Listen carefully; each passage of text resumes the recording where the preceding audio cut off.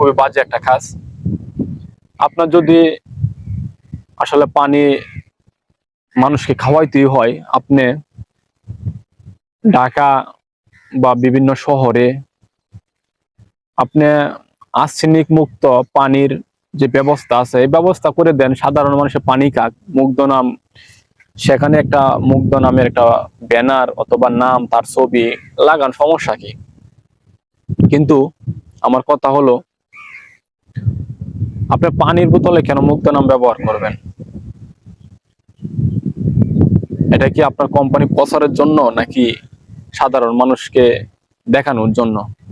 আপনার যদি দেখানোরই প্রয়োজন হয়, তাহলে আপনি প্রত্যেকটা জায়গায় পানির কিছু ব্যবস্থা করে দেন, যেখানে আর্সেনিক মুক্ত পানি থাকবে, সবাই একটু পানি খাবে এবং তাকে একটু স্মরণ করবে।